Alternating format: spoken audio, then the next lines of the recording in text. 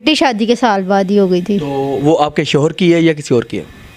बेटी भी उन्हीं की है। जो फैक्ट्री का मालिक था? हाँ जी। मतलब वो आपके साथ नाजायज करते थे जिस वजह से वो बेटी पैदा हुई? हाँ जी, बेटी पैदा हुई। ये यही कहता है कि नहीं मेरी है। अच्छा। मेरी है, मेरे बच्चे हैं।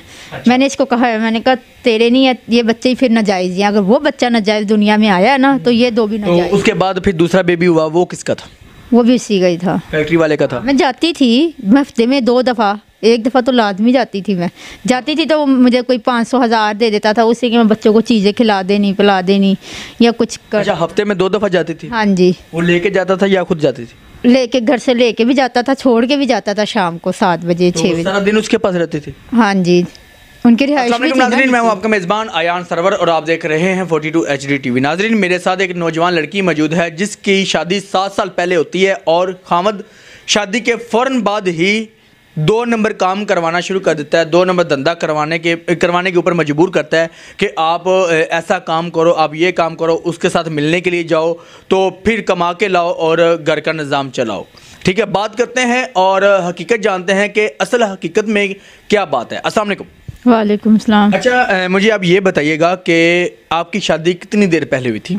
मेरी शादी को 7 साल हो चुके हैं। 7 साल शादी को हो गए। और शादी के बाद आपके खामन ने कितनी देर बाद आपको कहा था कि ये काम करें? महीने बाद ही तकरीबन। अच्छा, 1 महीने बाद। जो शोहर है वो कहाँ पे आपको भेजता था? वो फैक्ट्री में। किस चीज़ की फैक्ट्री थी? ब्रा बनते थे वहाँ। फैक्ट्री में किस बंदे के पास भेजता था? उनके मालिक के पास। क्या करने के लिए कहता था? कहता था जा तू भैन दे कोल चली जा। अच्छा। जा चली जा। मैंने जब पूछना ना मैं जा रही हूँ या सोबिया भी जा रही है।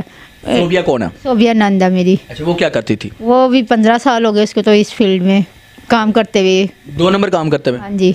अच्छा, 2 नंबर धंधा करते हुए 15 साल हो गए थे? ब्रा भी बनाती थी और वहाँ पे जो भी लड़कियाँ आती थी तकरीबन यही काम चलते थे। अच्छा, तो फैक्ट्री के मालिक के पास भेजता था?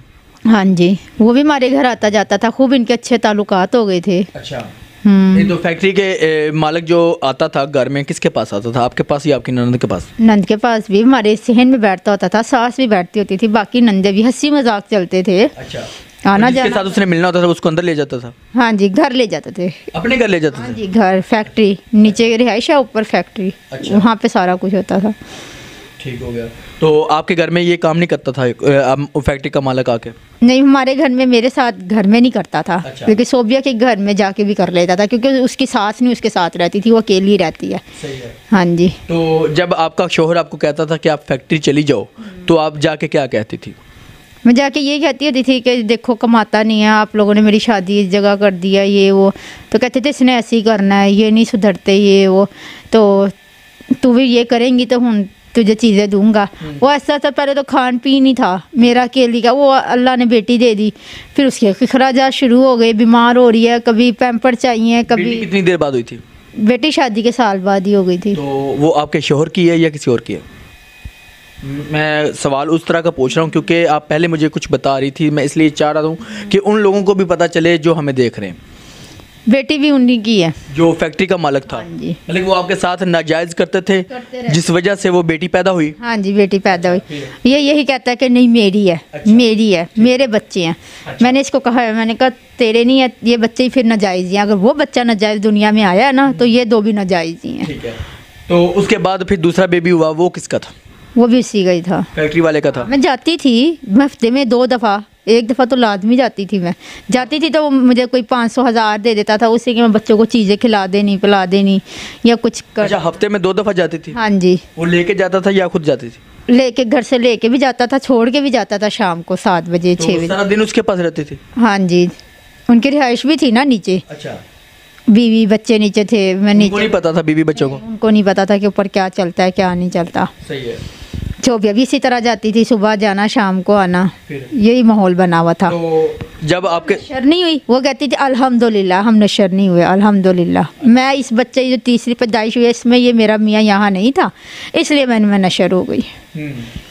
मतलब कि उसका खामद उसके पास है तो अगर कोई बेबी होता है तो उनको यही होता है कि इसके खामद क्या है? जी, वो तीनों बच्चे हुए हैं, 3 बच्चे हैं, 2 बेटे 1 बेटी उसकी भी। अच्छा। तो वो उनको तो बड़े तड़ल्ले से रहती है पूरे मोहल्ले में, जिस तरह मुझे बदनाम किया वो बड़ी खुशबाश रहती है, नहीं मेरे हैं, मेरे अहमद के हैं।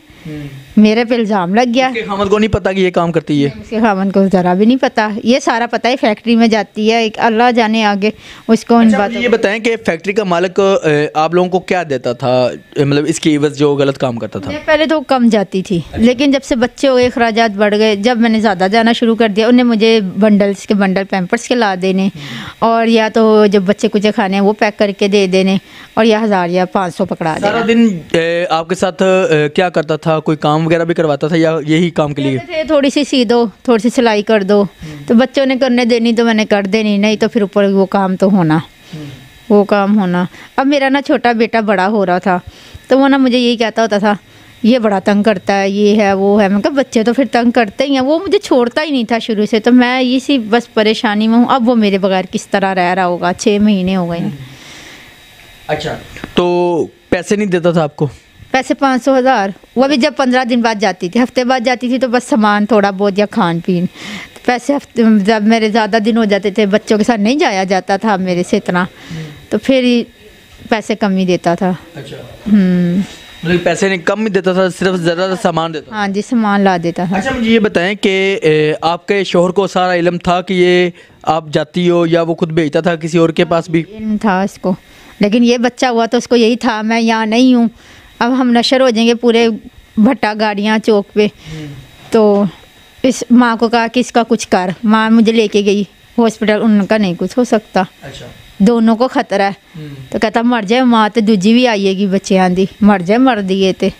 अच्छा, फैक्ट्री के अलावा फैक्ट्री के बंदे के पास जाती थी, उसके अलावा किसी और के पास भी जाती थी आप? हाँ जी, ये अब जब ये मियाँ मेरा नहीं था, अभी साल पहले की बात है, एक आसफ नाम लड़का था, उसके पास जाते थे। मेरा ये मैं तुमसे शादी करूँगा, तो बहरहाल ये भी कुछ ना हो वो सका। आसफ नामी लड़का कहता था कि ये बच्चा आपका है? हाँ जी। इन्होंने इल्ज़ाम लगाया था? हाँ जी। इल्ज़ाम लगाने की क्या वजह थी, क्या करना था इन्होंने? इन लोगों ने पैसे लेने थे उन लोगों से, उसके खिलाफ कंप्लेन भी करवाई है। अच्छा, उससे मेरी छोटी नन्ने 5 लाख ले लिया। अच्छा। ये भी मुझे 2 मंथ पहले पता चला है कि उन्होंने 5 लाख लिया। अच्छा, 5 लाख रुपए खाया उसकी एवज़? और सास ने। हाँ जी, सही है। मेरी सास। तो उस आसफ नामी लड़के के पास कौन भेजता था आपको?